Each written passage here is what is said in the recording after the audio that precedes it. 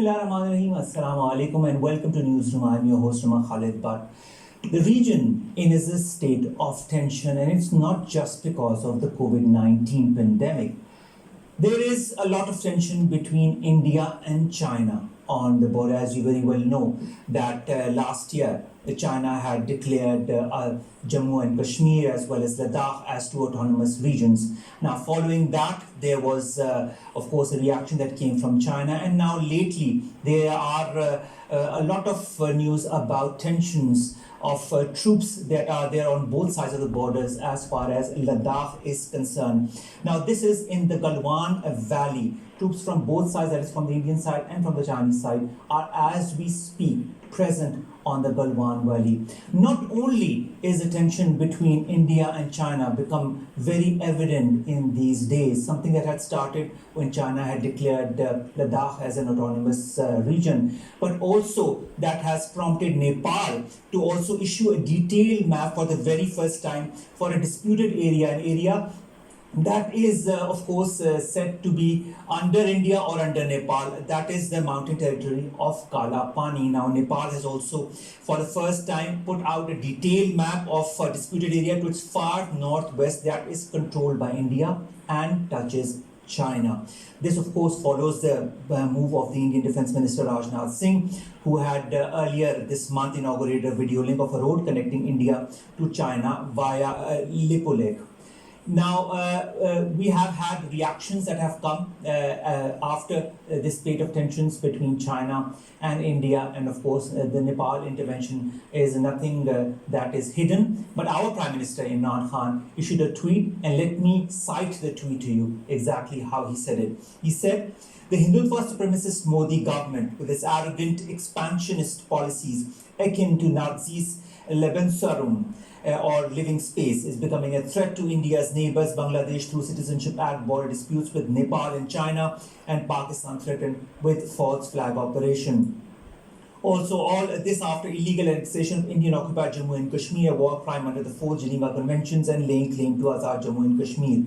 I have always maintained the fascist Modi government is not only a threat to India's minorities by relegating them to second-class citizen status, but also a threat to regional peace. Whatever is happening, ladies and gentlemen, on this border area between India and China in Ladakh is but an expansion of what our Prime Minister Imran Khan has said in his tweet.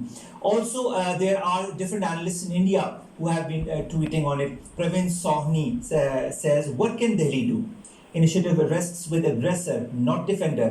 India has no military options. Closed with 1993 Agreement on Peace, when total burden of managing the line of actual control, that is the LAC, shifted to diplomacy. Fake surgical strikes will not work. Only options for India are political and diplomatic." And underline again, only options for India are political and diplomatic. Ashok Swai says, and I quote, "When Modi threatens Pakistan on the Indus water, China plays with Brahmaputra water upstream.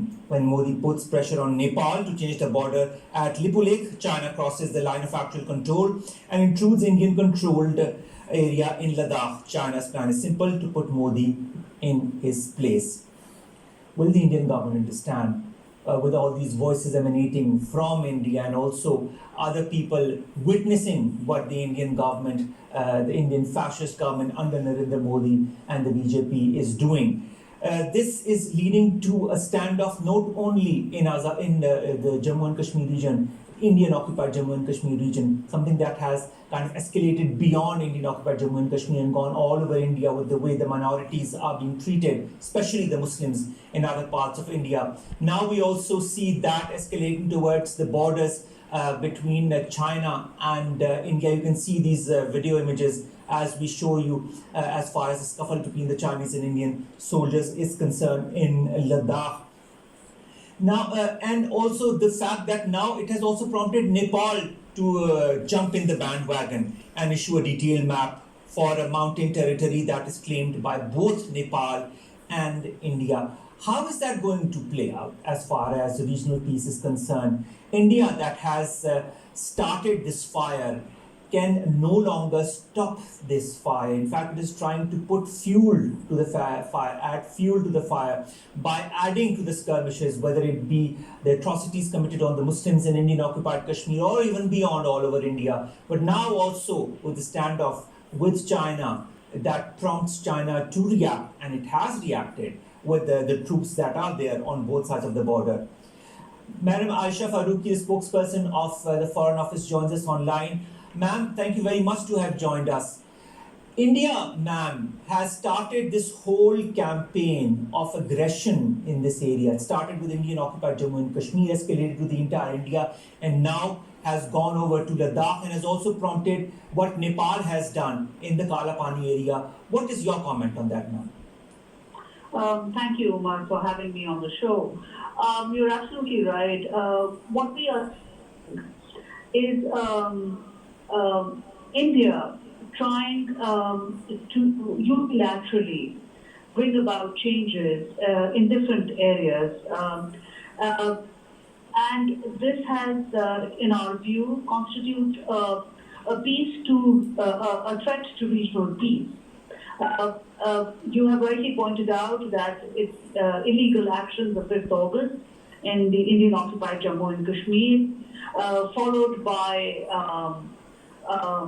Hindutva-driven policies that seek to discriminate communities based on their religions through the NRC and the Citizenship Amendment Act. And then now we see that on the border with Nepal and on the border with China along the eastern Ladakh area, we see a pattern now of unilateral actions that are illegal, violating established mechanisms and agreed understandings bilaterally with these countries. So increasingly we see that India has become a threat to regional peace and security. But Aisha Faruqi, do you feel that something can be done by these countries that include India, that include Pakistan, that include Nepal, and also include the Western states such as the United States, the European Union, the United Nations? Why is there no reaction coming from the United Nations or the European Union or the United States for that fact, keeping in view the escalation of tensions that is happening in the region? You would know, Omar, and I'm sure all those who are watching your show would also be aware that since the illegal actions of 5th August, Pakistan, the government of Pakistan has undertaken a very sustained, dynamic campaign diplomatically to reach out to all important organizations, stakeholders, opinion makers across the world, whether it's the permanent 5 members of the Security Council, whether it's the UN Security Council itself, or human rights organizations, as well as international media. So this campaign has yielded results to a large extent in terms of portraying what India has been doing in Jammu and Kashmir, for instance, to begin with. And we have seen a spate of articles, debates, commentaries across the world condemning what India has done. So I would not agree with you when you say that there is no reaction. Surely there has been a reaction. What we need to do is to sustain this campaign, which the government of Pakistan, starting from the Prime Minister at the very top, the Foreign Minister, Foreign Office, and all our missions abroad are carrying out, and ensuring that despite the world's attention that has been diverted due to the pandemic of COVID-19, India's true face and the policies that it is enacting, not just vis-a-vis Pakistan or the Jammu and Kashmir occupied area, but also in other parts of the region, are brought out, and the world's attention is drawn to it. So this is an ongoing exercise from our point of view.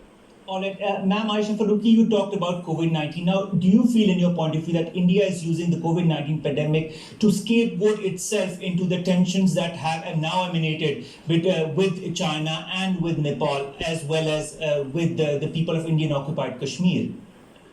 Umar, by now, we have no hesitation in saying that COVID-19 is being used as a cover to carry out India's design in the region.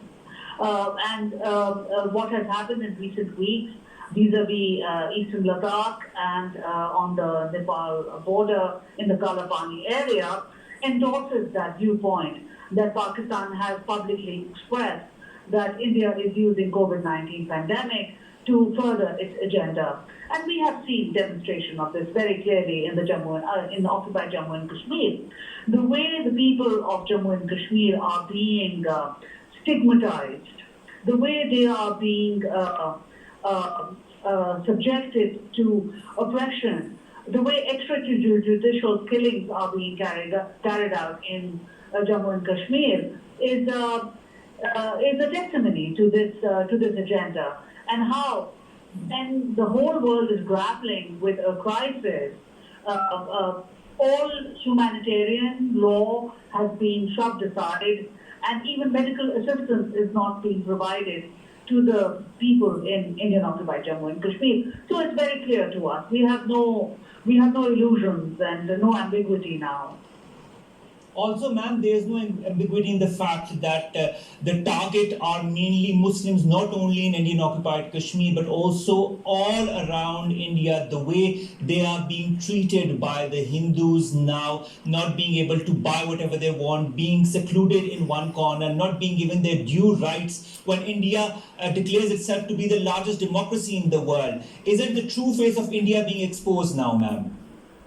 You see, what India, the world knew after 1947 as a secular, pluralistic, diverse, democratic country is a thing of the past. The India of today is a country that is inspired by the RSS ideology of exclusion, of discrimination, of a majoritarian mindset. So it's a completely different India that the world is dealing with. And frankly, many countries in the West who were not aware of this are shocked at what they are seeing. Because Islamophobia and xenophobia in India has reached an unprecedented height, to the extent that Muslim communities are denied medical attention in hospitals. Pregnant women are turned away from Indian hospitals and not given the emergency assistance that they need. Indian Muslims cannot buy or sell their products. They are being excluded. So there is rampant, organized, and deliberate discrimination against the Muslim minorities in India. And unfortunately, and I must say this, that all this is happening with the state's collusion and complicity. All right. And that is Now, what makes it so also, when we talk about the Hindutva policy of the BJP government under Narendra Modi, isn't India also trying to put into place its big brother policy, the fact that it's a greater Hindustan, as they claim it, by starting their skirmishes with China, with Nepal, whatever, they are trying to kind of build this big brother image inside this region. Will it ever be able to attain this image?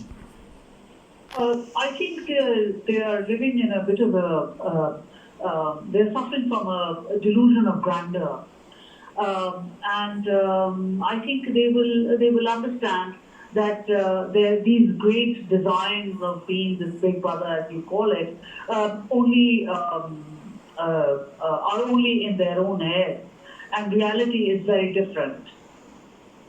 Yes, exactly, ma'am. The reality is very different. Thank you so very much, Aisha Faruqi Sahaba, the spokesperson of the Foreign Office, giving her point of view. Of course, that is the Foreign Office's point of view on what is happening between India and China, also what is happening between India and Nepal. And we, of course, have to talk about the atrocities being committed on the hapless people of Indian occupied Kashmir and the Muslims all over India. We've been joined by Major Yasser Janjua. He's a defense analyst.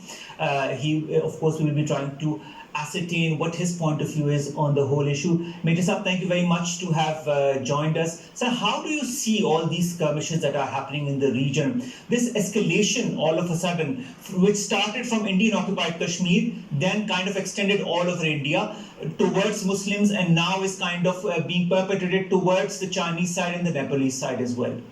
Okay. Thank you very much for having me on PTV World today. I'm extremely grateful to you for the opportunity. I'll just, Ma'am Aisha Farooqi has talked in great details and she's given you the government's version as well. As you know, the excitation issue between India and China dates back to the 1962 Sino-Indian War, Exactly. and which the Chinese actually declared victory, and now this has been going on since then. Now, the thing is, this went on, there was an uneasy peace between them until 1993 when the line of actual control was demarcated between them. But this thing has been on a back burner for a very long time, until India started digging its own grave in August last year, on the 5th of August last year, when they decided to create Ladakh and the occupied Jammu and Kashmir as union territories, which were disputed regions, are disputed regions as today as well. Until that day, this Ladakh region was a disputed territory and being discussed between India and China bilaterally. And because of India's fault to make this stupid, hasty mistake of enacting the CAA, they've actually helped this issue being internationalized. And now China is rightly taking this to the international levels because India has done something which was not warranted. CAA is actually the starting point of this. And then you saw that there were skirmishes in September last year, soon after this. And before I go back to the skirmishes, I'll tell you, 3 days after the enactment of this CAA, the Indian Defense Minister states and claims that we will die for Ladakh. And that is where he made a mistake. Now India is actually going to taste the taste of its own medicine. They wanted to engage Pakistan on multiple fronts, which they're continuously doing, like Balochistan and from the Pashtun side, the PTMs from Afghanistan, they thought. And now they've fallen into their own grave because as you see, they've opened up eastern Ladakh. They have a problem going on with Nepal. They have a problem going on with Bangladesh. And by the way, I'm sure you already know, India and Bhutan are the only two countries which are not part of the BRI. Exactly. And India has never accepted this CPEC that I've been talking about this and in my interviews and talks about this issue. India has never accepted the CPEC because they did not like $62 billion of Chinese investment and a lot of economic activity on the Pakistan side. They think they claimed the Gilgit-Baltistan region, and you saw last few weeks they've been starting to give the temperatures. POK, I mean the whole statements of calling Azad Jammu and Kashmir, Pakistan occupied. And they've been trying to give the temperatures of cities in Gilgit and Baltistan and Muzaffarabad as if it is theirs. But Exactly. little did they know that inviting Chinese into this conflict is going to create now they'll have to fight on multiple fronts which they do not have the capacity and capability. And as we speak, as of today, the Indian government, Prime Minister Narendra Modi, their defense minister, and their defense senior officers, they're sitting with their heads down what to do because Chinese are thrashing them. And they are actually planning to go to Vladimir Putin. Now, and I've tweeted on this issue yesterday as well, if I was Putin, I would put my bets with President Xi Jinping because with Russians already under the US sanctions, they would not want to take sides with India. They'd rather stay with the Chinese, the BRI and everything. The Chinese did not do this calculation well enough and invited the Chinese to come into this, and actually now the Indians will be pinned down in Ladakh as well. The Chinese have brought in about 5,000 troops, and there are reports, obviously I can't confirm them at the moment, but that the Chinese are bringing in their fighter aircrafts as well. So if that happens, so the Indians are really, really in big trouble. And the Indians, since I've been engaging with Indians on this discussion, they took a lot of pride in telling people that they've bought the Rafales. But you know, the Rafales are not even there yet. Even if they did get the delivery of the Rafales, it will be few years, minimum 4 or 5 years before they actually can start using those Rafales. So India is in a really, really terrible mess right now, and they don't know how to clear this mess. So now the Chinese have a big upper edge there. This issue was a disputed area. It was bilateral, and now because of Indian stupidity of this CAA, they've internationalized this. And you know the clout the Chinese have throughout the world. Exactly, but Major Yasser, I would like to kind of ask your opinion on one certain thing. That is the angle of Nepal. Nepal, that normally used to stay silent, has for the first time openly talked about Kalapani. See, Nepalese were traditionally aligned with Indians. You know, the border between India and Nepal is so porous. Nepalese people actually, on a daily basis, in thousands, go to India to work. And they were those smaller, the younger brother, you might say, who never stood up. But the Chinese have actually prompted them to stand up, and now they've issued their map where they say Kalapani belongs to us. India has not even left them a beside country like Chinese. And yesterday, there are reports that the Gorkhas in the Indian army who were fighting in Indian-occupied Kashmir are actually now refusing to fight for the Indians. And this is going to happen because if they were fighting for them, the Gorkhas, and this is what Indians are doing to Nepal, Indians are going to be facing this from all sides actually. Exactly. You see the Bengalis will also stand up.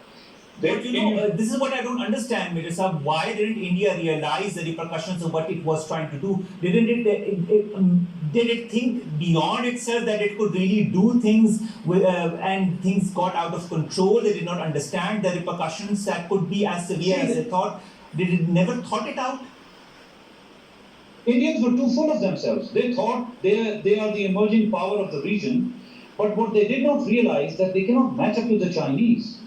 They're at least 5 decades away from Chinese. So if they're trying to match up with the Chinese, they're mistaken. And that is when their miscalculations came in Ladakh as well and in Nepal as well.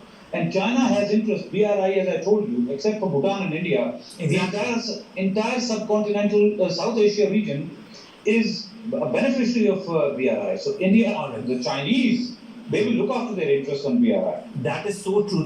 Major Sir, kindly stay online with us. We've been joined by Raja Faisal, who's a senior analyst. Raja Faisal, thank you very much to have joined us as well. And kindly, Major Yasser, do stay online with us. Sure. Raja Faisal, how do you see all of these skirmishes that are happening between China and India, between Nepal and India? I mean, this beginning of tension. Also, we are hearing of what is happening between Bangladesh and India as well.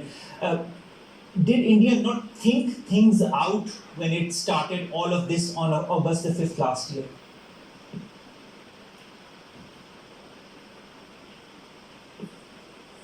Raja Faisal, can you hear me? I think the line, there has been some technical issue with the line. We'll continue with Major Yasser Janjua sir. Major Yasser Janjua, in fact, it is India that started it all, as I was asking Raja Faisal sir. On the 5th of August last year, when the called Indian occupied the Jammu and Kashmir region and the Ladakh region as two autonomous territories, and it kind of changed the whole demography of India and of those regions by doing that. Do you feel that India had thought about what might come ahead after the 5th of August? See, Narendra Modi, BJP and RSS, this has been part of their agenda, and they were waiting for their right time. So they did think about their side of things, but what they did not think about is going to be the reaction. If they thought that the Chinese are going to let them do this and get away with this, no sir. Things were different in 1993 or 1962. Now Chinese have a lot of investment in the region. So I'm going to restrict myself to the Chinese part of it. They underestimated the Chinese intentions. Exactly. You alone, the rest, the Chinese. The Chinese will not come in, but the Chinese have a lot of stake. They can't just leave, Ladakh, the region that we're talking about. It is so important to the Chinese. It connects Xinjiang to the Western Tibet area. And they have constructed roads there, and it's their livelihood. It's their lifeline. So the Chinese, otherwise it's a barren area, but strategically, it's very important for China. Exactly. Major Yasser, it's a very important area for China. Raja Faisal joins us again. Raja Faisal sir, thank you very much to have joined us. How important is Ladakh for China? And these skirmishes, did India think them through when it began all of this? This is a historic time what we are seeing in Ladakh. And right after that time when India was being hegemonic towards smaller nations, let's call Nepal in. Nepal recently, issued a new map of them, including that Kalapani area, which is being held by the Indians.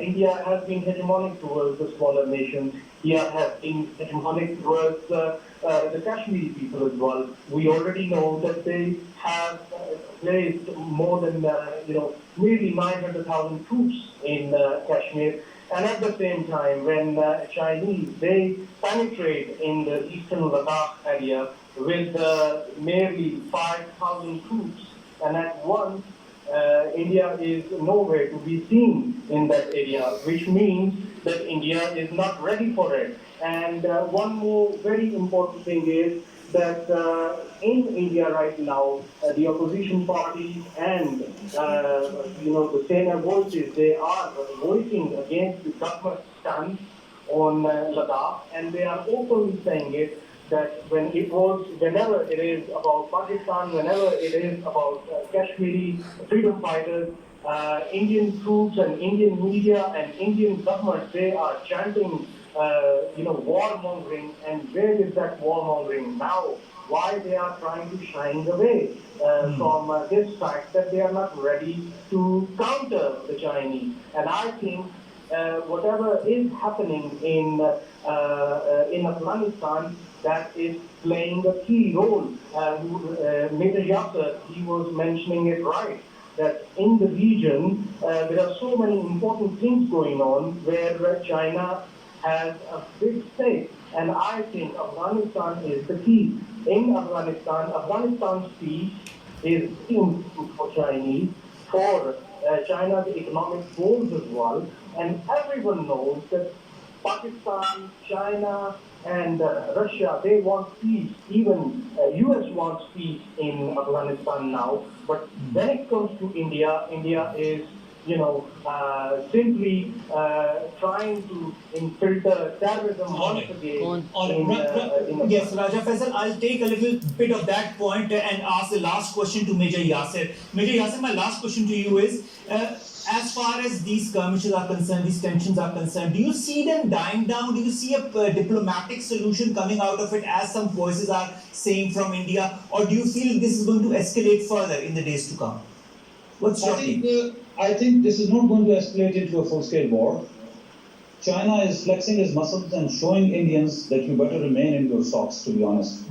So it is going to, ultimately the world community is going to get involved. Indians are already planning to go to Putin.